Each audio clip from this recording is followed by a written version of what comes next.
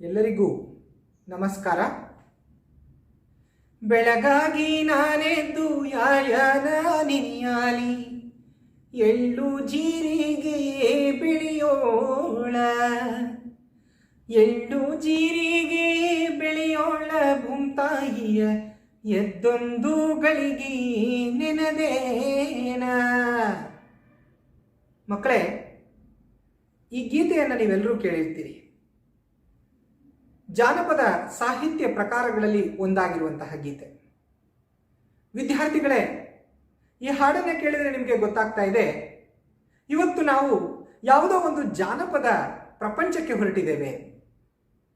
ನೋಡಿ ಮಕ್ಕಳೇ, ಈ ಬೆಳಗಾಗಿ ನಾನಿದ್ದು ಯಾರ್ಯಾರ ನೆನೆಯಾಲಿ ಎಳ್ಳು ಜೀರಿಗೆ ಬೆಳೆಯೋಳ, ಎಳ್ಳು ಜೀರಿಗೆ ಬೆಳೆಯೋಳ ಭೂಮ್ತಾಯಿ ಎದ್ದೊಂದು ಗಳಿಗೆ ನೆನದೇನ.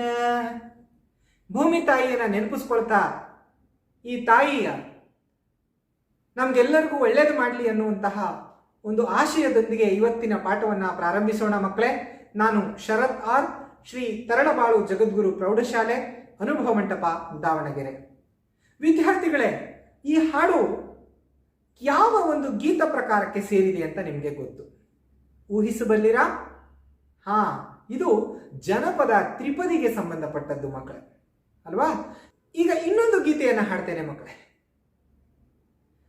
ಭಾಗ್ಯದ ಬಳೆಗಾರ ಹೋಗಿ ಬಾ ನನ್ನ ತವರಿಗೆ, ಭಾಗ್ಯದ ಬಳೆಗಾರ ಹೋಗಿ ಬಾ ನನ್ನ ತವರಿಗೆ, ನಿನ್ನ ತವರೂರ ನಾನೇನು ಬಲ್ಲೇನು ಗೊತ್ತಿಲ್ಲ ಎನಗೆ, ಗುರಿಯಿಲ್ಲ ಎಲೆ ಬಾಲೆ ತೋರಿಸು ಬಾರೆ ತವರೂರ, ಭಾಗ್ಯದ ಬಳೆಗಾರ ಹೋಗಿ ಬಾ ನನ್ನ ತವರಿಗೆ. ಹಾಡನ್ನ ಕೇಳಿದ್ದೀರಿ ನೀವು ಈಗಾಗಲೇ 7ನೇ ತರಗತಿಯಲ್ಲಿ ಮಕ್ಕಳೇ. ಹಾಗಾದ್ರೆ ಮಕ್ಕಳೇ, ಈ ಹಾಡು ಯಾವುದ ಪ್ರಕಾರಕ್ಕೆ ಸೇರುತ್ತೆ ಅಲ್ವಾ? ಜಾನಪದೆಯ ಗೀತೆಯ ಪ್ರಕಾರಕ್ಕೆ ಸೇರುತ್ತೆ. ಇದಲ್ಲದೆ ಸಾಕಷ್ಟು ಹಾಡುಗಳನ್ನು ನೀವು ಕೇಳಿರ್ತೀರಿ ಮಕ್ಕಳೇ. ಇದ್ರ ಜೊತೆಗೆ ಸಾಮಾನ್ಯವಾಗಿ ಕೇಳಿರುವಂತಹ ಹಾಡುಗಳಿಗೆ ಬಂದರೆ ನೀವೆಲ್ಲ ಲಾವಣಿ ಪದಗಳನ್ನು ಕೇಳಿರ್ತೀರಿ. ಬಂದೆವು ನಾವು ನಿಮ್ಮ ಚರಣಕ, ಬಂದೆವು ನಾವು ನಿಮ್ಮ ಚರಣಕ, ನೀಡ ನಮ್ಗ ಸುಖ ಓ ಗಣಪ, ನೀಡ ನಮ್ಗ ಸುಖ, ಗೀಯಗ ಗೀಯಗ ಗೀಯ ಗೀಯಗ ಅರೆ ಗೀಯಗ ಗೀಯಗ ಗೀಯ ಗೀಯಗ, ನಿನ್ನನ್ನು ನೋಡಲು ಬಂದೆವು ಗೀಗಿ, ನಿನ್ನನ್ನು ನೋಡಿ ಹಾಡೆವು ಗೀಗಿ, ನಿನ್ನನ್ನು ನೋಡಲು ಬಂದೆವು ಗೀಗಿ, ನಿನ್ನನ್ನು ನೋಡಿ ಹಾಡೆವು ಗೀಗಿ, ಬಂದ ಕಷ್ಟ ಮಾಯವಾಗಿ ಹೋಗಲಷ್ಟ ದೂರವಾಗಿ, ನೀಡ ನಮ್ಗ ಸುಖ ಓ ಗಣಪ, ನೀಡ ನಮ್ಗ ಸುಖ, ಗೀಯಗ ಗೀಯಗ ಗೀಯ ಗೀಯಗ. ನೋಡಿ, ಈ ರೀತಿಯ ಶಬ್ದ ಬರುವಂತಹ ಈ ರೀತಿಯ ಹಾಡುಗಳಿಗೆ ನಾವು ಏನಂತ ಕರಿತೀವಿ ಮಕ್ಕಳೇ? ಗೀಗಿ ಪದಗಳು ಅಂತ ಕರಿತೀವಿ ಮಕ್ಕಳೇ. ಇದ್ರ ಜೊತೆಗೆ ಇನ್ನೊಂದಷ್ಟು ಹಾಡನ್ನ ನಿಮಗೆ ಹಾಡಿ ತೋರಿಸ್ತೇನೆ ಮಕ್ಕಳು. ಶಹರ ರಾಣೆ ಬೆನ್ನೂರ ಜಮಾಲ ವಾಲಿ ಪೀರರೆದೆಯೋ ನಮನ್ಯಾನ, ವೀರರ ಕಥೆಯನ್ನು ಸಾರಿ ಹೇಳುವೆನು, ಸಮದ ಸಾಹೇಬರ ಕಥೆಯನ್ನ.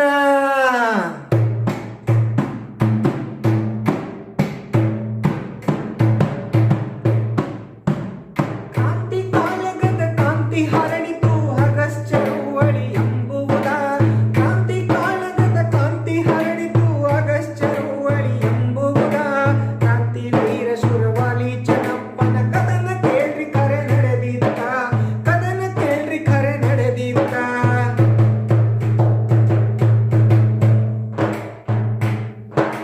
ಚೆನ್ನಪ್ಪ ವಲಿ ಎಂಬ ಚೆಲುವ ಚೆನ್ನಿಗ ಸಂಪಗಾವಿ ಎಂಬಲ್ಲಿ ಹುಟ್ಟಿದ, ಸಣ್ಣ ಊರು ಸಂಪಗಾವಿ ಎಂಬುದು ಬೆಳಗಾವಿ ಜಿಲ್ಲದೊಳು ಪ್ರಸಿದ್ಧ.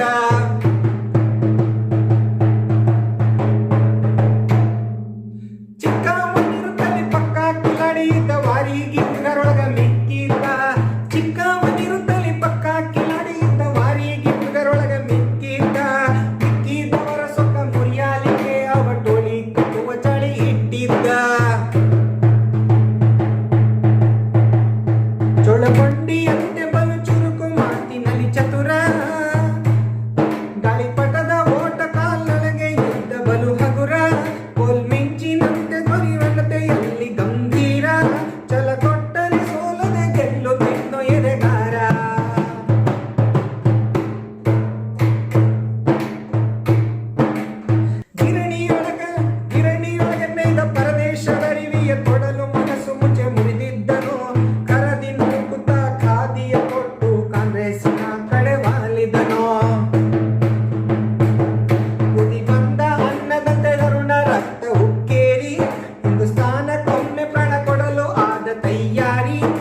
ಖಾನಿ ಅಂದ್ರೆ ಮಣಿ ಬೆಟ್ಟ ಹೊಳಿದಾರಿ.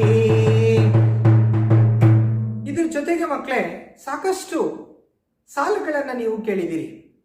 ಹೆತ್ತ ತಾಯಿ ಹೊತ್ತ ನಾಡು ಸ್ವರ್ಗಕ್ಕಿಂತ ಮಿಗಿಲು ಅನ್ನೋ ಮಾತಿದೆ. ದೇಶ ಸೇವೆಯೇ ಈಶ ಸೇವೆ ಅಂತ ಕರೀತೇವೆ. ಕೈ ಕೆಸರಾದರೆ ಬಾಯಿ ಮೊಸರು ಅಂತ ಹೇಳ್ತೇವೆ. ಇವೆಲ್ಲ ಸಾಹಿತ್ಯದ ಅಂದ್ರೆ ಜನಪದ ಸಾಹಿತ್ಯದಲ್ಲೇ ಬರುತ್ತೆ ಮಕ್ಕಳೇ. ಇವುಗಳನ್ನು ನಾವು ಏನಂತ ಕರಿತೇವೆ? ಏನಂತ ಕರಿತೇವೆ ಮಕ್ಕಳೇ? ಗಾದೆ ಅಂತ ಕರಿತೇವೆ. ಇನ್ನೊಂದು ಪ್ರಶ್ನೆಯಿಂದ ನಿಮ್ಗೆ ಹೇಳ್ತೇನೆ ಮಕ್ಕಳೇ. ಅಪ್ಪನ ರೊಕ್ಕ ಎಣಸಕ್ಕಾಗಲ್ಲ, ಅಮ್ಮನ ಸೀರೆ ಮಡ್ಸಕ್ಕಾಗಲ್ಲ, ಹಾಗಾದ್ರೆ ಇವು ಯಾವುದು ಅಂತ ಒಂದು ಪ್ರಶ್ನೆ ಇದೆ. ಇನ್ನೊಮ್ಮೆ ಗಮನಿಸಿ. ಅಪ್ಪನ ರೊಕ್ಕ ಎಣಿಸ್ಲಾರೆ, ಅಮ್ಮನ ಸೀರೆ ಮಡಿಸ್ಲಾರೆ, ಹಾಗಾದ್ರೆ ಇವ್ರು ಯಾರು? ಗೊತ್ತಾಯ್ತಲ್ಲ ಮಕ್ಕಳೇ? ಅಪ್ಪನ ರೊಕ್ಕ ಎಣಿಸ್ಲಾರೆ ಅಂದ್ರೆ ನಕ್ಷತ್ರಗಳು, ಅವ್ವನ ಸೀರೆ ಮಡಿಸ್ಲಾರೆ ಅಂದ್ರೆ ಅಮ್ಮನ ಸೀರೆ ಮಡಿಸ್ಲಾರೆ ಅಂದ್ರೆ ಆಕಾಶ ಮತ್ತು ನಕ್ಷತ್ರ ಅನ್ನೋ ಅರ್ಥವನ್ನು ಕೊಡುತ್ತೆ. ಇದನ್ನು ನಾವು ಒಗಟುಗಳು ಅಂತ ಕರಿತೇವೆ. ಈಗ ಒಂದು ಅಂತಿಮ ರೂಪಕ್ಕೆ ಬರೋಣ ಮಕ್ಕಳೇ. ಸಾಹಿತ್ಯದಲ್ಲಿ ಹಲವಾರು ಪ್ರಕಾರಗಳನ್ನು ನಾವು ಕಾಣ್ತೇವೆ. ಈಗಾಗಲೇ ನಾವು ನೋಡಿದ ಹಾಗೆ ಜನಪದ ಸಾಹಿತ್ಯದಲ್ಲಿ ತ್ರಿಪದಿಗಳನ್ನು ಕಾಣ್ತೇವೆ, ಗೀತೆಗಳನ್ನು ಕಾಣ್ತೇವೆ. ಇನ್ನೇನು ಮಾಡಿದ್ವಿ? ಗೀಗಿ ಪದವನ್ನು ನೋಡಿದ್ವಿ, ಇನ್ನ ಲಾವಣಿ ಪದಗಳನ್ನು ನೋಡಿದ್ವಿ, ಗಾದೆಗಳನ್ನು ನೋಡಿದ್ವಿ, ಒಗಟುಗಳನ್ನು ನೋಡಿದ್ವಿ. ನೋಡಿ ಮಕ್ಕಳೇ, ಈ ಲಾವಣಿಗಳು ಅನ್ನೋದು ಒಂದು ವಿಶಿಷ್ಟ ಪ್ರಕಾರ. ಲಾವಣಿಗಳನ್ನ ವೀರಗೀತೆ ಅಂತ ಕರಿತೀವಿ. ಇವು ವೀರತನ ಸಾಹಸವನ್ನ ಬಿಂಬಿಸುವಂತಹ ಕಥನ ಕಾವ್ಯಗಳು. ಜನಪದ ಸಾಹಿತ್ಯ ಅಂದ್ರೆ ಏನು? ನೋಡಿ, ಜನಪದ ಸಾಹಿತ್ಯ ಶ್ರೀ ಸಾಮಾನ್ಯರ ಅನುಭವ ಹಾಗೂ ಕ್ರಿಯೆಯೊಂದಿಗೆ ಸಹಜ ಸ್ಫೂರ್ತಿಯಿಂದ ಹೊರಹೊಮ್ಮುವಂತಹ ಒಂದು ವಿಶಿಷ್ಟ ನುಡಿಮುತ್ತುಗಳು. ಇವು ಮನಸ್ಸಿನಲ್ಲಿ ಹುಟ್ಟುವಂತಹದ್ದು, ಜನರ ಬಾಯಿಂದ ಬಾಯಿಗೆ, ತಲೆಮಾರಿನಿಂದ ತಲೆಮಾರಿಗೆ ಹರಿದು ಬಂದಂತಹ ಒಂದು ವಿಶಿಷ್ಟ ಸಂಪ್ರದಾಯ ಅನ್ನುವಂತಹದ್ದು ಈ ಜನಪದ ಸಾಹಿತ್ಯ. ಶಿಷ್ಟ ಸಾಹಿತ್ಯಕ್ಕೆ ಮೂಲ ಪ್ರೇರಣೆಯಾಗಿರುವಂತಹದ್ದು ಇದೆ. ಜನಪದ ಸಾಹಿತ್ಯವೇ ಶಿಷ್ಟ ಸಾಹಿತ್ಯಕ್ಕೆ ಮೂಲ ಪ್ರೇರಣೆ ಅಂತ ಕರಿತೀವಿ ಮಕ್ಕಳೇ. ಈ ಲಾವಣಿಗಳು ಜನಪದ ಸಾಹಿತ್ಯದ ಒಂದು ವಿಶಿಷ್ಟ ಪ್ರಕಾರ. ಇಂತಹ ವಿಶಿಷ್ಟ ಪ್ರಕಾರದ ಈ ಲಾವಣಿಗಳು ವೀರತನ ಸಾಹಸವನ್ನ ವರ್ಣಿಸೋದ್ರಿಂದ ಇವುಗಳಿಗೆ ನಾವು ವೀರಗೀತೆ ಅಂತ ಕರಿತೀವಿ. ಯಾವುದೇ ಒಬ್ಬ ಲಾವಣಿಕಾರ ತನ್ನ ಕಥನದಲ್ಲಿ ಒಬ್ಬ ವೀರನ ಸಾಹಸದ ಕಥೆಯನ್ನ ವರ್ಣಿಸುತ್ತೆ ಈ ಲಾವಣಿಗಳು. ಇವು ಏಕ ಘಟನೆಯನ್ನ ಆಧಾರಿತವಾಗಿರುತ್ತೆ. ಯಾವುದಾದ್ರೂ ಒಂದು ಘಟನೆಯನ್ನ ಆಧಾರಿತವಾಗಿ ಕಥನಾತ್ಮಕವಾಗಿರುವಂತಹದ್ದು ಈ ಲಾವಣಿಗಳು. ಇವು ಒಂದು ಕಥೆಯನ್ನ ಹಾಡಿನ ರೂಪದಲ್ಲಿ ಹೇಳುವಂತಹ ಒಂದು ಕಥೆ, ಕಟ್ಟಿದ ಕಥೆಯನ್ನ ಲಾವಣಿಗಳು ಅಂತ ಕರಿತೀವಿ. ಇವುಗಳು ಜನಸಾಮಾನ್ಯರು ರಚಿಸಿರುವ ಲಾವಣಿಗಳು ವಸ್ತುನಿಷ್ಠವಾಗಿ ಇರುತ್ತೆ ಮಕ್ಕಳೇ. ಇಂತಹ ಲಾವಣಿಗಳನ್ನ ನಾವು ಕಲಿಬೇಕಾಗಿದೆ. ಇಂತಹ ಲಾವಣಿಗಳಲ್ಲಿ ಒಂದಾಗಿರುವಂತಹ ಈ ಜನಪದ ಲಾವಣಿ ಹಲಗಲಿ ಬೇಡರು ಅನ್ನೋ ಒಂದು ಪದ್ಯ ಭಾಗವನ್ನು ನಾವು ಕಲಿತಾ ಹೋಗ್ತೀವಿ. ನೋಡಿ ಮಕ್ಕಳೇ, ಸ್ವಾತಂತ್ರ್ಯ ಪ್ರಿಯರಾಗಿದ್ದಂತಹ ಹಲಗಲಿ ಬೇಡರು ಬ್ರಿಟಿಷ್ ಸರ್ಕಾರ ಹೊರಡಿಸಿದಂತಹ ಕಾಯ್ದೆಯನ್ನು ವಿರೋಧಿಸ್ತಾರೆ. ಅದರ ವಿರುದ್ಧವಾಗಿ ಅವರು ಹೋರಾಡಿ ಹುತಾತ್ಮರಾಗ್ತಾರೆ. ಅಂತಹ ಸಂದರ್ಭದಲ್ಲಿ ಅನಕ್ಷರಸ್ಥ ಸಮುದಾಯದ ಜನ, ಅಲ್ಲಿದ್ದಂತಹ ಜನರು ಸ್ವಾತಂತ್ರ್ಯ ಪ್ರೇಮವನ್ನ, ಅಲ್ಲಿದ್ದಂತಹ ಜನರ ಸ್ವಾತಂತ್ರ್ಯ ಪ್ರೇಮವನ್ನ ಪರಿಚಯಿಸುವುದು ಈ ಪದ್ಯದ ಬಹುಮುಖ್ಯ ಆಶಯ. ನಮ್ಮ ವಿದ್ಯಾರ್ಥಿಗಳಲ್ಲಿ ದೇಶ ಪ್ರೇಮವನ್ನ ಬೆಳೆಸಬೇಕು ಅನ್ನೋ ಮುಖ್ಯ ಆಶಯದಿಂದ ಈ ಪದ್ಯ ಭಾಗವನ್ನು ನಾವು ಕಲಿತಾ ಹೋಗ್ತೇವೆ ಮಕ್ಕಳೇ. ಜೊತೆಗೆ ಪ್ರಸ್ತುತ ಈ ಲಾವಣಿಯನ್ನ BS ಗದ್ಗಿಮಠ ಅನ್ನುವಂಥವರು ಸಂಪಾದನೆ ಮಾಡಿರುವಂತಹ ಕನ್ನಡ ಜನಪದ ಲಾವಣಿಗಳು ಎಂಬ ಕೃತಿಯಿಂದ ಆರಿಸಿಕೊಳ್ಳಲಾಗಿದೆ. ಇವರೇ BS ಗದ್ಗಿಮಠ. ಮಕ್ಕಳೇ, ಈ ಲಾವಣಿ ಬರೀಲಿಕ್ಕೆ ಕಾರಣವಾದಂತಹ ಒಂದು ಹಿನ್ನೆಲೆ ಇದೆ ಮಕ್ಕಳೇ. ಏನದು ಅಂದ್ರೆ, ಈ ಭಾರತಕ್ಕೆ ವ್ಯಾಪಾರಕ್ಕೋಸ್ಕರವಾಗಿ ಬಹಳಷ್ಟು ಜನ ಬ್ರಿಟಿಷರು ಬಂದರು. ವ್ಯಾಪಾರಕ್ಕಾಗಿ ಬಂದಂತಹ ಬ್ರಿಟಿಷರು ಭಾರತದ ಆಡಳಿತದ ಸೂತ್ರವನ್ನು ಹಿಡ್ಕೊಂಡ್ರು. ಇಂತಹ ಸಂದರ್ಭದಲ್ಲಿ 1857ರಲ್ಲಿ ಭಾರತದ ಪ್ರಥಮ ಸ್ವತಂತ್ರ ಸಂಗ್ರಾಮ ನಡೀತು. ನಿಮಗೆಲ್ಲ ಗೊತ್ತಿದೆ, ಭಾರತದ ಸ್ವತಂತ್ರ ಸಂಗ್ರಾಮ ನಡೀತು. ಅದಕ್ಕೆ ತತ್ಕ್ಷಣದ ಕಾರಣಗಳೇನು? ಭಾರತೀಯ ಸೈನಿಕರು ಹಂದಿಯ ಮತ್ತು ದನದ ಕೊಬ್ಬನ್ನು ಸವರಿರುವಂತಹ ಆಯುಧಗಳನ್ನು ಬಾಯಿಗಿಟ್ಟೋದನ್ನ ಪ್ರಯೋಗ ಮಾಡಬೇಕಾಗಿತ್ತು. ಇವದನ್ನೆಲ್ಲ ಸಹಿಸಿಕೊಳ್ಳದ ಭಾರತೀಯರು ಬ್ರಿಟಿಷರ ವಿರುದ್ಧ ದಂಗೆ ಎದ್ದು 1857ರಲ್ಲಿ. ಇದು ಭಾರತದ ಪ್ರಪ್ರಥಮ ಸ್ವತಂತ್ರ ಸಂಗ್ರಾಮ ಅಂತ ಅನಿಸ್ಕೊಳ್ತು. ಇಂತಹ ಸಂದರ್ಭದಲ್ಲಿ ಭಾರತೀಯರ ಮೇಲೆ ಬ್ರಿಟಿಷ್ ಕಂಪನಿಯ ಸರ್ಕಾರ, ಈಸ್ಟ್ ಇಂಡಿಯಾ ಕಂಪನಿ ಸರ್ಕಾರ ಒಂದು ಆದೇಶವನ್ನು ಹೊರಡಿಸಿತು. ಅದೇ ನಿಶಸ್ತ್ರೀಕರಣದ ಆದೇಶ. ಮಕ್ಕಳೇ, ನಿಶಸ್ತ್ರೀಕರಣ ಅಂದ್ರೆ ಭಾರತೀಯರ ಯಾರೂ ಕೂಡ ಶಾಸನವನ್ನ ಹೊಂದಬಾರದು. ಈ ನಿಶಸ್ತ್ರೀಕರಣ ಶಾಸನದ ಪ್ರಕಾರವಾಗಿ ಬ್ರಿಟಿಷ್ ಈಸ್ಟ್ ಇಂಡಿಯಾ ಕಂಪನಿಯ ಸರ್ಕಾರದ ಅನುಮತಿ ಇಲ್ಲದೆ ಯಾವ ಭಾರತೀಯನೂ ಕೂಡ ಶಸ್ತ್ರಾಸ್ತ್ರವನ್ನ ಹೊಂದುವಂತಿಲ್ಲ, ತಮ್ಮಲ್ಲಿರುವ ಆಯುಧಗಳನ್ನ ಸರ್ಕಾರಕ್ಕೆ ಒಪ್ಪಿಸಬೇಕು ಎನ್ನುವಂತಹ ಒಂದು ಆದೇಶವನ್ನ ಈ ಕಂಪನಿ ಸರ್ಕಾರ ಹೊರಡಿಸುತ್ತೆ ಮಕ್ಕಳೇ. ಈ ಕಾಯ್ದೆಯನ್ನ, ಈ ನಿಶಸ್ತ್ರೀಕರಣದ ಆದೇಶವನ್ನ ಅಲ್ಲಲ್ಲಿ ಕೆಲವು ಜನ ವಿರೋಧಿಸ್ತಾರೆ. ವಿರೋಧಿಸುವುದ್ರ ಜೊತೆಗೆ ದಂಗೆ ಹೇಳ್ತಾರೆ ಮಕ್ಕಳೇ. ಆ ದಂಗೆಯಲ್ಲಿ ಹಲವಾರು ದಂಗೆಗಳಲ್ಲಿ ಒಂದು ದಂಗೆ ಅಂದ್ರೆ ಹಲಗಲಿ ಬೇಡರ ದಂಗೆ ಇಲ್ಲಿ ಬಹಳ ಪ್ರಸಿದ್ಧವಾಗಿ ಕಂಡುಬರುತ್ತೆ ಮಕ್ಕಳೇ. ಹಲಗಲಿಯಲ್ಲಿ ರಾಮ, ಬಾಲ, ಹನುಮ, ಜಡಗ ಎಂಬ 4 ಮಂದಿ ವೀರರು, ಇವರು ತಮ್ಮ ಬಳಿಯಲ್ಲಿರುವಂತಹ ಆಯುಧಗಳನ್ನು ಸರ್ಕಾರಕ್ಕೆ ಕೊಡಲು ಒಪ್ಪಲ್ಲ. ಕಾರಣ ಅವರು ಬೇಡರು, ಬೇಟೆಯಾಡಿಯೇ ಜೀವಿಸುತ್ತಿದ್ದಂತಹ ಕುಟುಂಬ ಜನ, ಅದನ್ನೇ ಅವರು ನಂಬಿ ಬದುಕಿರುವಂಥವ್ರು. ಆಯುಧಗಳನ್ನು ಕೊಟ್ಟುಬಿಟ್ರೆ ತಮ್ಮ ಜೀವನದ ಗತಿ ಏನು ಅನ್ನೋ ಒಂದು ಭಾವನೆಯಿಂದ ಅವ್ರು ಏನ್ ಮಾಡ್ತಾರೆ, ಆಯುಧವನ್ನ ಕೊಡಲಿಕ್ಕೆ ಒಪ್ಪಲ್ಲ. ಆಗ ಹೆಬಲಕ್ ಎನ್ನುವಂತಹ ಅಧಿಕಾರಿಯನ್ನು ಅವರು ಕೊಲೆಗೈತಾರೆ. ಇದರಿಂದ ಬಹಳಷ್ಟು ಕ್ರೋಧಕ್ಕೆ ಒಳಗಾದಂತಹ ಖಾರ್ ಸಾಹೇಬ ಎನ್ನುವಂಥವನು ಕಲಾದಗಿ ಸಂಸ್ಥಾನದಿಂದ ದಂಡನ್ನ ಕಳುಹಿಸಿಕೊಡ್ತಾನೆ. ಈ ದಂಡು ಹಲಗಲಿಯ ಪ್ರದೇಶಕ್ಕೆ ಬಂದಂತಹ ಸಂದರ್ಭದಲ್ಲಿ ಹಲಗಲಿ ಆ ದಂಗೆಯನ್ನ ಹತ್ತಿಕ್ಕುತ್ತೆ, ಬಗ್ಗು ಬಡಿಯುತ್ತೆ, ಕಂಪನಿ ಸರ್ಕಾರದ ದೌರ್ಜನ್ಯ ವಿರೋಧಿಸುತ್ತೆ. ಈ ಕಂಪನಿ ಸರ್ಕಾರದ ದೌರ್ಜನ್ಯವನ್ನು ವಿರೋಧಿಸಿದ ಸಂದರ್ಭದಲ್ಲಿ ನಡೆದಂತಹ ಒಂದು ವಿಶೇಷ ಕಥೆಯೇ ಈ ಪ್ರಸ್ತುತ ಲಾವಣಿಯಲ್ಲಿ ನಾವು ಕಾಣ್ತಾ ಹೋಗ್ತೀವಿ ಮಕ್ಕಳೇ. ಇಂತಹ ಲಾವಣಿಯಲ್ಲಿ ಇಲ್ಲಿ ಹೆಬಲಕ್ ಸಾಬ್ ಎನ್ನುವಂಥವನು ಬರ್ತಾನೆ ಮಕ್ಕಳೇ. ಹೆನ್ರಿ ಹ್ಯಾವ್ಲಕ್ ಏನು, ವಿಲಿಯಂ ಹೆನ್ರಿ ಹ್ಯಾವ್ಲಕ್ ಅಂತಾನು ಕೂಡ ಇವನಿಗೆ ಕರೀತಾರೆ. ಈ ಹೆಬಲಕ್ ಸಾಹೇಬನ ಕಥೆಯನ್ನು ನಾವು ಈ ಪದ್ಯದಲ್ಲಿ ತಿಳ್ಕೊಳ್ತೇವೆ ಮಕ್ಕಳೇ. ಇಂತಹ ಹಲಗಲಿ ಬೇಡರ ದಂಗೆ, ಅದಕ್ಕಿಂತ ಮುಂಚೆ ಈ ಹಲಗಲಿ ಎಲ್ಲಿದೆ ಮಕ್ಕಳೇ? ಈ ಹಲಗಲಿ ಎನ್ನುವಂತಹದ್ದು ಒಂದು ಬೇಡ ಕುಟುಂಬದ ಊರು, ಅಂದ್ರೆ ಬೇಟೆಗಾರರು ಸೇರಿರುವಂತಹ ಊರು. ಇದು ಹಿಂದೆ ಮುಧೋಳ ಎಂಬ ಸಂಸ್ಥಾನದಲ್ಲಿತ್ತು. ಈಗ ಅದು ಬಾಗಲಕೋಟೆ ಜಿಲ್ಲೆಯ ಮುಧೋಳ ಎಂಬ ತಾಲೂಕು ಆಗಿದೆ. ಅಂದು ಕಲಾದಗಿ ಜಿಲ್ಲೆಯ ಸಂಸ್ಥಾನವನ್ನ ಈ ಹಲಗಲಿ ಅನ್ನುವಂತಹ ಗ್ರಾಮ ಹೊಂದಿತ್ತು ಮಕ್ಕಳೇ. ಇನ್ನ ಈ ಪದ್ಯ ಭಾಗದ ಕಡೆಗೆ ನಾವು ಬರೋಣ ಮಕ್ಕಳೇ. ಇಲ್ಲಿ ಏನಾಗುತ್ತೆ, ಬ್ರಿಟಿಷ್ ಈಸ್ಟ್ ಇಂಡಿಯಾ ಕಂಪನಿ ಆಯುಧಗಳನ್ನ ಕೊಡಬೇಕು ಅನ್ನೋ ಆದೇಶವನ್ನ ವಿರೋಧಿಸಿ ನಡೆದಂತಹ ದಂಗೆಯ ಸಂದರ್ಭದಲ್ಲಿ ಏನೆಲ್ಲ ಘಟನೆಗಳನ್ನು ನಡೀತು ಅನ್ನೋದನ್ನ ಒಬ್ಬ ಜಾನಪದ ಲಾವಣಿಕಾರ ಬಹಳ ಮಾರ್ಮಿಕವಾಗಿ ಇಲ್ಲಿ ಚಿತ್ರಿಸ್ತಾ ಹೋಗ್ತಾನೆ. ಅಂದ್ರೆ ಹಲಗಲಿ ಬೇಡರ ಆ ವೀರತ್ವದ ಕಥೆಯೇ ಈ ಲಾವಣಿಯ ವಿಶೇಷ ಮಕ್ಕಳೇ. ನೋಡ್ಕೊಳ್ಳಿ ಪದ್ಯ ಭಾಗ 3, ಹಲಗಲಿ ಬೇಡರು. ಮಕ್ಕಳೇ, ಈ ದಿನದ ತರಗತಿಯಲ್ಲಿ ನಾವು ಕಲಿಯುವಂತಹ ಅಂಶಗಳ ಕಡೆಗೆ, ಕಲಿಕಾಂಶಗಳ ಕಡೆಗೆ ಸ್ವಲ್ಪ ಗಮನವನ್ನು ಹರಿಸೋಣ ಮಕ್ಕಳೇ. ನಾವು ಹಲಗಲಿ ಬಂಟರು ಹೇಗೆ ಹೋರಾಟಕ್ಕೆ ಸಿದ್ಧರಾದರು ಅನ್ನೋ ಅಂಶವನ್ನ ಈ ಒಂದು ಭಾಗದಲ್ಲಿ ಕಲಿತೇವೆ. ಇನ್ನ ಹಲಗಲಿ ಬಂಟರ ಹೋರಾಟ ಹೇಗಿತ್ತು, ಹಲಗಲಿ ಬಂಟರು ವಚನ ನೀಡುವಂತಹ ಪ್ರಸಂಗ ಹೇಗಿದೆ, ಜೊತೆಗೆ ಹಲಗಲಿಗೆ ದಂಡು ಬಂದಂತಹ ವಿಧಾನವನ್ನ ಇವತ್ತಿನ ಭಾಗದಲ್ಲಿ ಕಲಿತಾ ಹೋಗ್ತೇವೆ. ಅದಕ್ಕಿಂತ ಮುಂಚಿತವಾಗಿ ನಾನು ಈ ಪದ್ಯ ಭಾಗವನ್ನ ಹಾಡ್ತೇನೆ. ನೀವು ಕೂಡ ಹಾಡೋದನ್ನ ಕಲೀರಿ, ನನ್ನ ಜೊತೆಗೆ ನೀವು ಕೂಡ ಹಾಡ್ತಾ ಹೋಗಿ ಅಂತ ಹೇಳ್ತಾ ಈಗ ಪದ್ಯ ಭಾಗವನ್ನ ಗಾಯನ ಮಾಡೋಣ ಮಕ್ಕಳೇ. ಹೊತ್ತ ಬಂದಿತು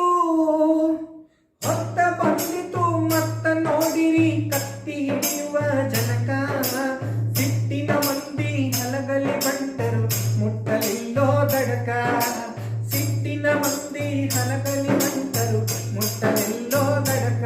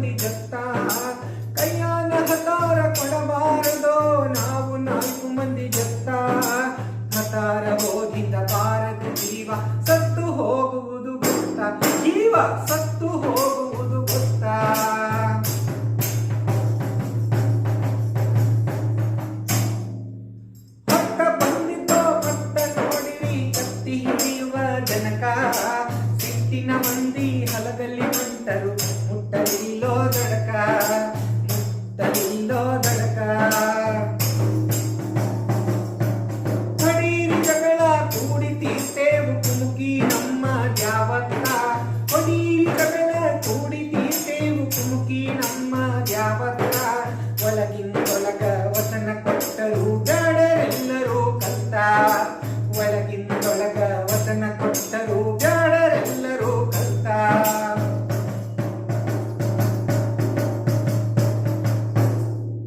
ಕಾರಕೂನನ ಕಪ್ಪಳಕ ಬಡಿದರ ಸಿಪಾಯಿ ನೆಲಕ ಬಿತ್ತ, ಕಾರಕೂನನ ಕಪ್ಪಳಕ ಬಡಿದರ ಸಿಪಾಯಿ ನೆಲಕ ಬಿತ್ತ. ಆಗಿಂದಾಗ ದುಃಖದ ಸುದ್ದಿ ಸಾಹೇಬಗ ಹೋಯ್ತ, ಸುದ್ದಿ ಸಾಹೇಬಗ ಹೋಯ್ತ. ಮತ್ತ ಬಂದಿತೋ ಮತ್ತ ನೋಡಿರಿ ತಪ್ಪಿ ಹಿಡಿಯುವ ಜನಕ, ಸಿಟ್ಟಿನ ಮಂದಿ ಹಲಗಲಿ ಬಂಟರು ಮುಟ್ಟಲಿಲ್ಲೋ ದಡಕ, ಮುಟ್ಟಲಿಲ್ಲೋ ದಡಕ.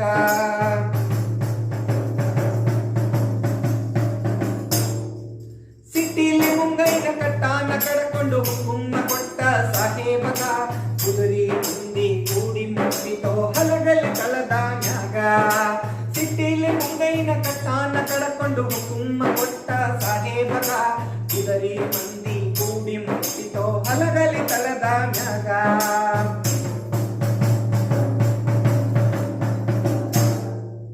ಒಳಗಿನ ಮಂದಿ ಗುಂಡು ಹೊಡೆದರೋ ಮುಂಗಾರಿ ಸಿಡಿಲ ಸಿಡಿದಾಂಗ, ಒಳಗಿನ ಮಂದಿ ಗುಂಡು ಹೊಡೆದರೋ ಮುಂಗಾರಿ ಸಿಡಿಲ ಸಿಡಿದಾಂಗ. ಹೊರಗಿನ ಮಂದಿ ಗುಂಡ ಹತ್ತಿ ಸರದು ನಿಂತರೋ ಹಿಡಿದುದಂಗ, ಹೊರಗಿನ ಮಂದಿ ಗುಂಡ ಹತ್ತಿ ಸರದು ನಿಂತರೋ ಹಿಡಿದುದಂಗ. ಕಾಗದ ಬರೆದು ಕಲ್ಯಾಣ ಬೇಗ ದಂಡು ಬರವಂತ ಹಿಂಗ, ಕಾಗದ ಬರೆದು ಕಲ್ಯಾಣ ಬೇಗ ದಂಡು ಬರವಂತ ಹಿಂಗ. ಗಂಡು ಬಂದಿತೋ ಜಲದ ಮಾಡಿ ತಯಾರಾಗಿ ಹಲಗಲಿಗೆ, ಗಂಡು ಬಂದಿತೋ ತಯಾರಾಗಿ ಜಲದ ಮಾಡಿ ಹಲಗಲಿಗೆ. ಹೊತ್ತ ಬಂದಿತೋ ಹೊತ್ತ ಬಂದಿತೋ ಕತ್ತ ನೋಡಿರಿ ಕತ್ತಿ ಹಿಡಿಯುವ ಜನಕ, ಸಿಟ್ಟಿನ ಮಂದಿ ಹಲಗಲಿ ಬಂಟರು ಮುಟ್ಟಲಿಲ್ಲೋ ದಡಕ. ಮಕ್ಕಳೇ, ಪದ್ಯ ಭಾಗವನ್ನ ಆಲಿಸಿದ್ರೆ ಇದರ ಅರ್ಥ ನಮಗೆ ಗೊತ್ತಾಗ್ತಾ ಹೋಗುತ್ತೆ. ಹೊತ್ತ ಬಂದಿತೋ ಮತ್ತ ನೋಡಿರಿ ಕತ್ತಿ ಹಿಡಿಯುವ ಜನಕ, ಸಿಟ್ಟಿನ ಮಂದಿ ಹಲಗಲಿಯ ಬಂಟರು ಮುಟ್ಟಲಿಲ್ಲೋ ದಡಕ. ಲಾವಣಿಕಾರ ಪದ್ಯದ ಪ್ರಾರಂಭದಲ್ಲಿ ಈ ವೀರರ ಕಥೆಯನ್ನ ಸಂಕ್ಷಿಪ್ತವಾಗಿ ಹೇಳ್ಬಿಟ್ಟಿದ್ದಾನೆ ಮಕ್ಕಳೇ. ಹಲಗಲಿಗೆ ಕೆಟ್ಟ ಹೊತ್ತು ಕಾದಿದೆ, ಆ ಕೆಟ್ಟ ಹೊತ್ತು ಬಂದಿದೆ. ಆ ಕೆಟ್ಟ ಹೊತ್ತು ಬಂದಿರುವ ಕಾರಣ ನಮ್ಮ ಹಲಗಲಿಯ ಬಂಟರು ಅವರ ಗುರಿಯನ್ನು ಮುಟ್ಟಲಿಲ್ಲ. ಕತ್ತಿ ಹಿಡಿದು ಹೋರಾಡುವ ಈ ಸಿಟ್ಟಿನ ಜನ ಹಲಗಲಿ ಬಂಟರಿಗೆ ಹೋರಾಡುವ ಕೆಟ್ಟ ಸಮಯ ಬಂದಿದೆ. ಇಂತಹ ಹಲಗಲಿ ಬೇಡರು ಹೋರಾಡಿದರೂ ಕೂಡ ಅವರು ತಮ್ಮ ಗುರಿಯನ್ನ ಮುಟ್ಟಲೇ ಇಲ್ಲ ಎಂಬ ದುಃಖಾಂತದ ಸನ್ನಿವೇಶವನ್ನ ಮೊದಲಲ್ಲೇ ವಿವರಿಸ್ತಾನೆ ಮಕ್ಕಳೇ. ಇನ್ನು ವಿಲಾಯಿತಿಯಿಂದ ಹುಕುಮ ಕಳಿಸಿತು ಕುಂಪಣಿಯ ಸರಕಾರ, ಎಲ್ಲ ಜನರಿಗೆ ಜೋರ ಮಾಡಿ ಕಸಿದುಕೊಳ್ಳಿರಿ ಹತಾರ. ಹಲಗಲಿ ಬೇಡರ ಒಂದು ಹಠ ಇತ್ತು ಮಕ್ಕಳೇ. ದೇಶಕ್ಕಾಗಿ ನಾವು ಬದುಕಿರೋದೇ ನಮ್ಮ ದೇಶಕ್ಕಾಗಿ. ಆಯುಧಗಳೇ ನಮ್ಮ ಜೀವ, ಅವುಗಳಿಲ್ಲದೆ ನಾವು ಬದುಕಿರಲಾರೆವು ಎಂಬ ಭಾವ ಹಲಗಲಿಯ ಬೇಡರಲ್ಲಿ ಅಡಗಿತ್ತು. ಆದರೆ ದುರಾದೃಷ್ಟವಶಾತ್ ವಿದೇಶದಿಂದ ಒಂದು ಆದೇಶ ಹೊರಹೊಮ್ಮಿತು ಮಕ್ಕಳೇ. ಅಂದ್ರೆ ವಿಲಾತಿ ಅಂದ್ರೆ ವಿದೇಶ, ವಿಲಾಯಿತಿ. ವಿದೇಶದ ಈ ಬ್ರಿಟಿಷ್ ಸರ್ಕಾರ ಒಂದು ಆದೇಶವನ್ನ ಕೊಡ್ತು, ನಿಶಸ್ತ್ರೀಕರಣದ ಆದೇಶ. ನಿಶಸ್ತ್ರೀಕರಣದ ಹುಕುಂ ಅಂದ್ರೆ ಕಾಯಿದೆ, ಆದೇಶವನ್ನ ಹೊರಡಿಸ್ತು. ಏನಪ್ಪಾ ಅದು ಅಂದ್ರೆ, ಭಾರತದಲ್ಲಿರುವಂತಹ ಜನರು ಬ್ರಿಟಿಷ್ ಸರ್ಕಾರದ ಅನುಮತಿ ಇಲ್ಲದೆ ಯಾವುದೇ ಆಯುಧವನ್ನ ಹೊಂದಬಾರದು ಎಂಬ ಆದೇಶವನ್ನ ಹೊರಡಿಸಿತು. ಹಾಗಾಗಿ ಭಾರತದಲ್ಲಿರುವಂತಹ ಎಲ್ಲ ಜನರ ಆಯುಧಗಳನ್ನ ಒತ್ತಾಯದಿಂದ, ದಬ್ಬಾಳಿಕೆಯಿಂದ ಜೋರ ಮಾಡಿ ಕಸಿದುಕೊಳ್ಳುವಂತಹ ಒಂದು ಆದೇಶವನ್ನ ಕೊಡ್ತು. ಹಾಗೆ ಎಲ್ಲರೂ ಮಾಡಲಿಕ್ಕೆ ಪ್ರಾರಂಭಿಸಿದರು.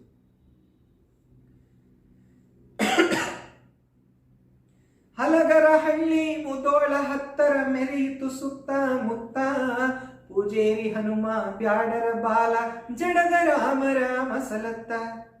ನೋಡಿ ಮಕ್ಕಳೇ, ಈ ಹತಾರವನ್ನ ಕಸಿದುಕೊಳ್ಳಿ ಎಂಬ ಸುದ್ದಿ ಮುದೋಳದ ಹತ್ತಿರವಿರುವಂತಹ ಹಲಗರಹಳ್ಳಿಯ ಸಂಪೂರ್ಣವಾಗಿ ಆವರಿಸಿಬಿಡ್ತು. ಅಂತಹ ಸಂದರ್ಭದಲ್ಲಿ ಪೂಜೇರಿಯ ಹನುಮ, ಬ್ಯಾಡರನ ಬಾಲ, ಜಡಗ ಮತ್ತು ರಾಮ ಇವರೆಲ್ಲರಿಗೂ ಈ ವಿಷಯ ತಿಳಿಯಿತು. ಇವರು ನಮ್ಮ ಆಯುಧಗಳನ್ನು ಯಾವುದೇ ಕಾರಣಕ್ಕೂ ಕೊಡಬಾರದು, ಇವುಗಳನ್ನು ಕೊಟ್ಟರೆ ನಮ್ಮ ಬದುಕು ನಡೆಸೋದು ಕಷ್ಟ ಅಂತ ಹೇಳಿ ತೀರ್ಮಾನ ಮಾಡ್ತಾರೆ. ಎಲ್ಲರೂ ಮಸಲತ್ತನ್ನ ಮಾಡ್ತಾರೆ.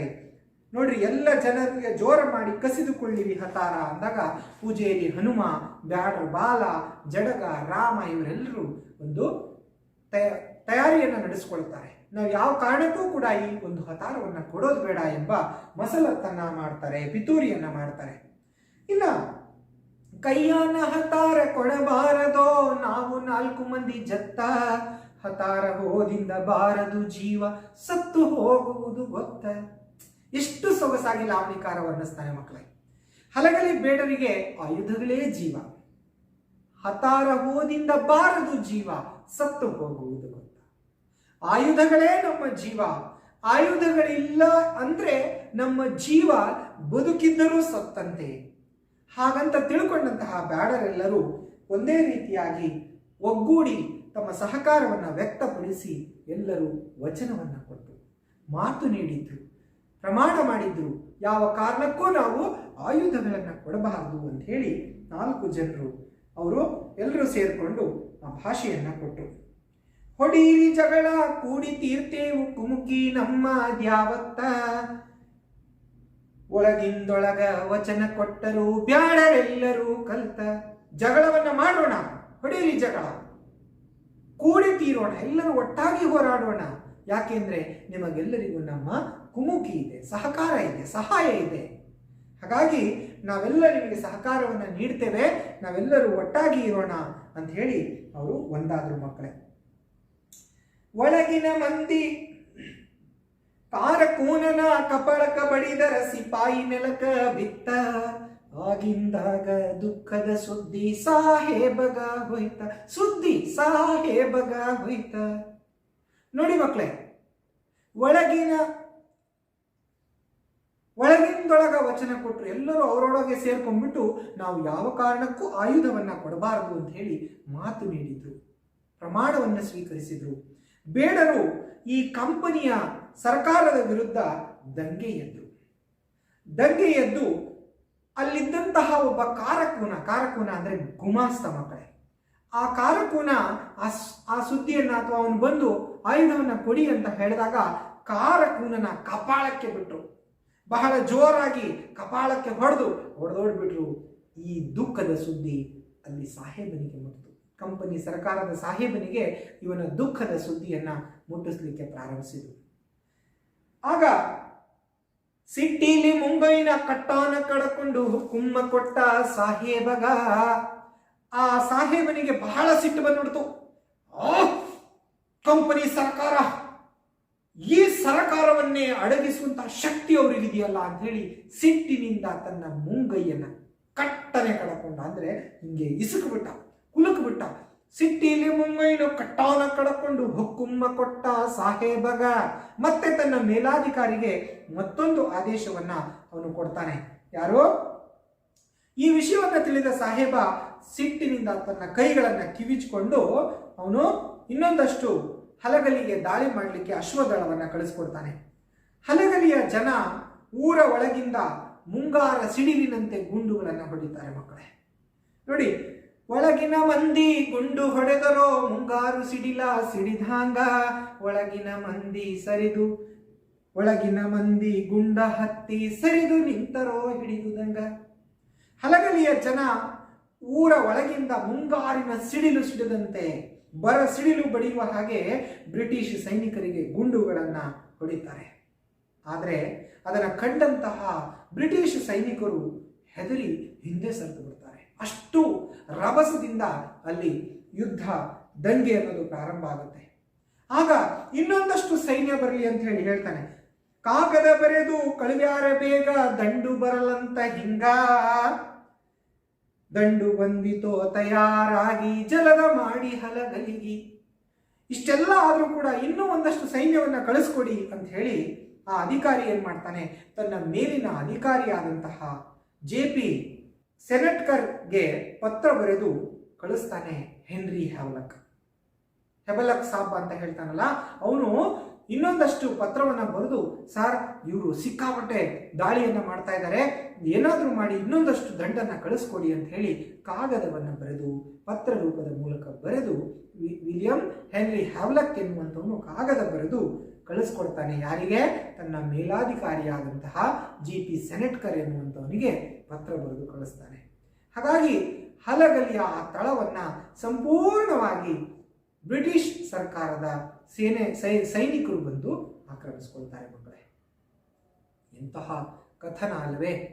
ಕಥನವನ್ನ ಮುಂದಿನ ಭಾಗದಲ್ಲಿ ನಾವು ಮತ್ತೊಂದಷ್ಟು ಕಲಿತಾ ಹೋಗೋಣ ಮಕ್ಕಳೇ.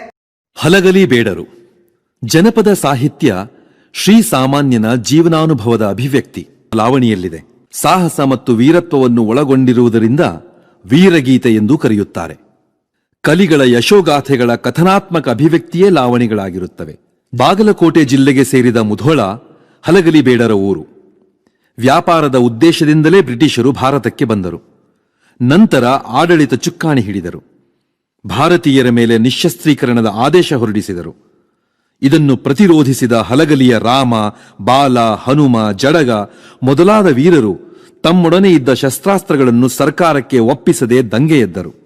ಕಂಪನಿ ಸರ್ಕಾರದ ದೌರ್ಜನ್ಯವನ್ನು ವಿರೋಧಿಸಿದ ಕಥಾನಕದ ವಸ್ತು ಪ್ರಸ್ತುತ ಲಾವಣಿಯಲ್ಲಿದೆ.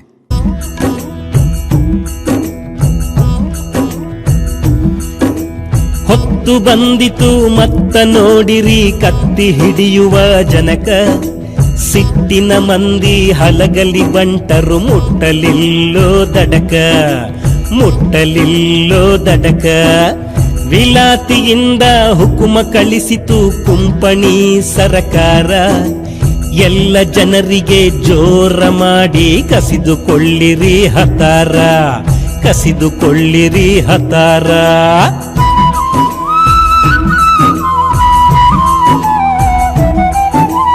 ಹಲಗರಹಳ್ಳಿ ಮುಧೋಳ ಹತ್ತರ ಮೆರೆಯಿತೋ ಸುತ್ತಮುತ್ತ, ಪೂಜೇರಿ ಹನುಮ ಬ್ಯಾಡರ ಬಾಲ ಜಡಗರಾಮ ಮಸಲತ್ತ, ಜಡಗರಾಮ ಮಸಲತ್ತ.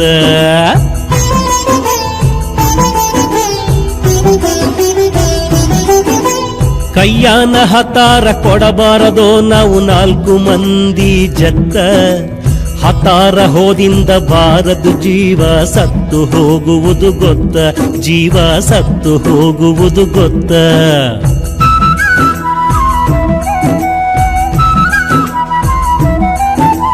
ಹೊಡಿರಿ ಜಗಳ ಕೂಡಿ ತೀರ್ತೇವು ಕುಮಕಿ ನಮ್ಮ ದ್ಯಾವತ್ತ, ಒಳಗಿಂದೊಳಗ ವಚನ ಕೊಟ್ಟರೋ ಬ್ಯಾಡರೆಲ್ಲ ಕಲ್ತ, ಬ್ಯಾಡರೆಲ್ಲ ಕಲ್ತ.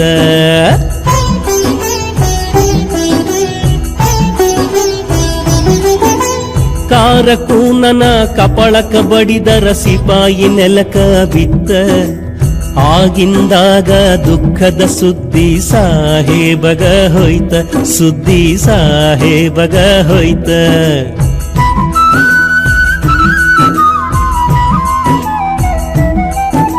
ಸಿಟ್ಟಿಲಿ ಮುಂಗೈ ಕಟ್ಟನೆ ಕಡಕೊಂಡ ಹುಕುಮ ಕೊಟ್ಟ ಸಾಹೇಬಗ, ಕುದುರಿ ಮಂದಿ ಕೂಡಿ ಮುಟ್ಟಿತೋ ಹಲಗಲಿ ತಳದ ಮ್ಯಾಗ, ಹಲಗಲಿ ತಳದ ಮ್ಯಾಗ. ಹೊತ್ತು ಬಂದಿತು ಮತ್ತ ನೋಡಿರಿ ಕತ್ತಿ ಹಿಡಿಯುವ ಜನಕ, ಸಿಟ್ಟಿನ ಮಂದಿ ಹಲಗಲಿ ಬಂಟರು ಮುಟ್ಟಲಿಲ್ಲೋ ದಡಕ, ಮುಟ್ಟಲಿಲ್ಲೋ ದಡಕ.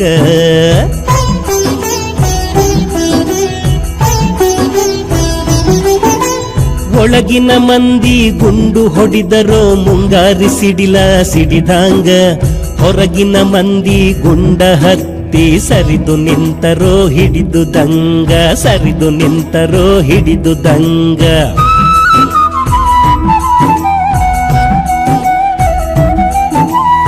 ಕಾಗದ ಬರೆದು ಕಳುವ್ಯಾರೆ ಬೇಗ ದಂಡು ಬರಲೇಂತ ಹಿಂಗ ದಂಡ ಬಂದಿತೋ ತಯಾರಾಗಿ ಜಲದ ಮಾಡಿ ಹಲಗಲಿಗಿ ಜಲದ ಮಾಡಿ ಹಲಗಲಿಗಿ.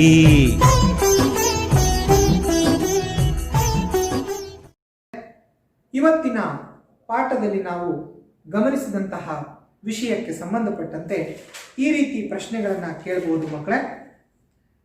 ಕಂಪನಿ ಸರ್ಕಾರ ಹೊರಡಿಸಿದ ಆದೇಶ ಏನು? ಕಂಪನಿ ಸರ್ಕಾರ ಭಾರತೀಯರಾರು ಶಸ್ತ್ರಾಸ್ತ್ರವನ್ನು ಹೊಂದಬಾರದು ಎಂಬ ನಿಶಸ್ತ್ರೀಕರಣದ ಆದೇಶವನ್ನು ಹೊರಡಿಸುತ್ತೆ. ಇನ್ನು ಹಲಗಲಿಯ 4 ಜನ ಪ್ರಮುಖರನ್ನ ಹೆಸರಿಸಿ. ಯಾರವರು ಅಂದ್ರೆ ರಾಮ, ಬಾಲ, ಹನುಮ, ಜಡಗ. ಇನ್ನು ಹಲಗಲಿ ಬೇಡರು ಯಾಕೆ ದಂಗೆ ಎದ್ರು? ನಿಮಗೆ ಗೊತ್ತಾಯಿತು ಮಕ್ಕಳೇ. ಆಯುಧಗಳನ್ನು ಒಪ್ಪಿಸಬೇಕು ಅನ್ನುವಂತಹ ಆದೇಶವನ್ನು ಹೊರಡಿಸ್ತಾರೆ. ಇದೇ ನಮ್ಮ ಜೀವ, ಇದನ್ನು ಬಿಟ್ಟು ನಾವು ಇರಲಿಕ್ಕೆ ಸಾಧ್ಯನೇ ಇಲ್ಲ ಅಂತ ಹೇಳಿ ಅವರು ದಂಗೆ ಹೇಳ್ತಾರೆ. ಇನ್ನು ಲಾವಣಿಗಳನ್ನ ವೀರಗೀತೆಗಳು ಅಂತ ಯಾಕೆ ಕರಿತೀವಿ ಅಂದ್ರೆ ಇವು ವೀರರ ಸಾಹಸದ ಕಥೆಗಳನ್ನು ವರ್ಣಿಸುತ್ತೆ. ಹಾಗಾಗಿ ಇದನ್ನ ವೀರಗೀತೆಗಳು ಅಂತ ಕರಿತೀವಿ. ಇದಿಷ್ಟು ಪುನರ್ಮನನ ಮಾಡಿಕೊಳ್ತಾ ಇವತ್ತಿನ ಭಾಗದಲ್ಲಿ ಕಲಿತಂತಹ ಅಂಶಗಳನ್ನ ಮತ್ತೊಮ್ಮೆ ಸ್ಮರಣೆ ಮಾಡಿಕೊಳ್ಳೋಣ ಮಕ್ಕಳೇ. ಇವತ್ತಿನ ತರಗತಿಯಲ್ಲಿ ಹಲಗಲಿ ಬಂಟರು ಹೋರಾಟಕ್ಕೆ ಸಿದ್ಧರಾದಂತಹ ಬಗೆ, ಹಲಗಲಿಯ ಪ್ರಮುಖ ಹೋರಾಟಗಾರರ ಹೆಸರು, ಹಲಗಲಿಯ ಬಂಟರು ಹೇಗೆ ವಚನವನ್ನು ನೀಡಿದ್ರು, ಇನ್ನು ಹಲಗಲಿಗೆ ದಂಡು ಬಂದಂತಹ ರೀತಿಯನ್ನು ನಾವು ಇವತ್ತಿನ ಅವಧಿಯಲ್ಲಿ ಕಲಿತುಕೊಂಡಿದ್ದೇವೆ ಮಕ್ಕಳೇ. ಇದಕ್ಕೆ ಸಂಬಂಧಪಟ್ಟಂತೆ ಒಂದು ಪುಟ್ಟ ರಸಪ್ರಶ್ನೆ ಕಾರ್ಯಕ್ರಮವನ್ನು ಮಾಡ್ತಾ ಇವತ್ತಿನ ಈ ಒಂದು ಪಾಠವನ್ನು ಮುಗಿಸೋಣ. ರಸಪ್ರಶ್ನೆ ಕಾರ್ಯಕ್ರಮದ ಮೊದಲ ಪ್ರಶ್ನೆ ಹೀಗಿದೆ ಮಕ್ಕಳೇ. ಪ್ರಶ್ನೆಯನ್ನು ಗಮನಿಸಿ. ಹಲಗಲಿ ಬೇಡರು ಎಂಬ ಲಾವಣಿಯನ್ನು ಇವರು ಸಂಪಾದಿಸಿದ ಕೃತಿಯಿಂದ ಆರಿಸಿಕೊಳ್ಳಲಾಗಿದೆ. ಆಯ್ಕೆ ಎ ಚಂದ್ರಶೇಖರ ಕಂಬಾರ, ಆಯ್ಕೆ B BS Gadgimath, option C Shivarama Karanth, option D GS Shivarudrappa. ಸರಿಯಾದ ಉತ್ತರವನ್ನು ಹೇಳ್ತೀರಲ್ಲ ಮಕ್ಕಳೇ? ಹಾ, ಆಯ್ಕೆ ಬಿ BS ಗದ್ಗಿಮಠ. ಮುಂದಿನ ಪ್ರಶ್ನೆಯನ್ನು ನೋಡೋಣ. ಹಲಗಲಿ ಗ್ರಾಮ ಪ್ರಸ್ತುತ ಯಾವ ಜಿಲ್ಲೆಯಲ್ಲಿದೆ? ಆಯ್ಕೆ A Belagavi, B Vijayapura, C Bagalkote, D Bidar. ಉತ್ತರವನ್ನು ಹೇಳ್ತೀರಲ್ಲ ಮಕ್ಕಳೇ? ಹೌದು, ಸರಿಯಾದ ಉತ್ತರ ಯಾವುದು? B C Bagalkote. ಮುಂದಿನ ಪ್ರಶ್ನೆ. ಹಲಗಲಿ ಬೇಡರ ಜೀವ ಯಾವುದಾಗಿತ್ತು? ಆಯ್ಕೆಗಳು ಹೀಗಿದೆ. ಎ ಆಸ್ತಿ, ಬಿ ಆಯುಧ, ಸಿ ಹಣ, ಡಿ ಆಹಾರ. ಸರಿಯಾದ ಉತ್ತರ ಯಾವುದು? ಹೌದು ಮಕ್ಕಳೇ, ಬಿ ಆಯುಧ. ಮುಂದಿನ ಪ್ರಶ್ನೆ. ಬಹಳ ಉತ್ಸುಕರಾಗಿ ನೀವು ಪ್ರಶ್ನೆಗಳಿಗೆ ಉತ್ತರಿಸ್ತಾ ಇದ್ದೀರಿ. ಪ್ರಶ್ನೆಯನ್ನು ಗಮನಿಸಿ ಮಕ್ಕಳೇ. ಹಲಗಲಿ ಬೇಡರು ಪದ್ಯವು ಸಾಹಿತ್ಯದ ಯಾವ ಪ್ರಕಾರಕ್ಕೆ ಸೇರಿದೆ? ಆಯ್ಕೆಗಳು ಎ ತ್ರಿಪದಿ, ಬಿ ಗೀತೆ, ಸಿ ಲಾವಣಿ, ಡಿ ಸಾಂಗತ್ಯ. ಉತ್ತರ ಹೇಳ್ತೀರಲ್ಲ ಮಕ್ಕಳೇ? ಹೌದು, ಸರಿಯಾದ ಉತ್ತರ ಲಾವಣಿಗಳು. ಇನ್ನ 5ನೇ ಪ್ರಶ್ನೆಯನ್ನು ಗಮನಿಸಿ. ಹೆನ್ರಿ ಹ್ಯಾವ್ಲಾಕ್ ದಂಡು ಬರಲೆಂದು ಯಾರಿಗೆ ಪತ್ರವನ್ನ ಬರೆದ? ಗಮನಿಸಬೇಕು. ಹೆನ್ರಿ ಹ್ಯಾವ್ಲಾಕ್ ಸಾಹೇಬ ದಂಡು ಕಳಿಸ್ಕೊಡ್ರಿ ಅಂತ ಯಾರಿಗೆ ಪತ್ರ ಬರೆದ? ರಾಬರ್ಟ್ ಕ್ಲೈವ್, ಕಾರಕೂನ, ಅಲೆಕ್ಸಾಂಡರ್ ಕೆರ್ರೆ, JP ಸೆನೆಟ್ಕರ್. ಯಾರಿಗೆ ಮಕ್ಕಳೇ? ಸರಿಯಾದ ಉತ್ತರ ಯಾವುದು? ಹೌದು, ಡಿ JP ಸೆನೆಟ್ಕರ್. ಇವತ್ತಿನ ಪಾಠಕ್ಕೆ ಸಂಬಂಧಪಟ್ಟಂತೆ ಒಂದು ಪುಟ್ಟ ಗೃಹ ಕಾರ್ಯ ಚಟುವಟಿಕೆಯನ್ನು ಬರ್ಕೊಳ್ಳಿ ಮಕ್ಕಳೇ. ನಿಮ್ಮ ಊರಿನಲ್ಲಿ ಅಥವಾ ನಿಮ್ಮ ಮನೆಯಲ್ಲಿ ಕೇಳಿದ ಯಾವುದಾದರೂ ಜನಪದ ಹಾಡುಗಳನ್ನು ಸಂಗ್ರಹ ಮಾಡಿ ಬರೀರಿ. 2ನೇ ಪ್ರಶ್ನೆ.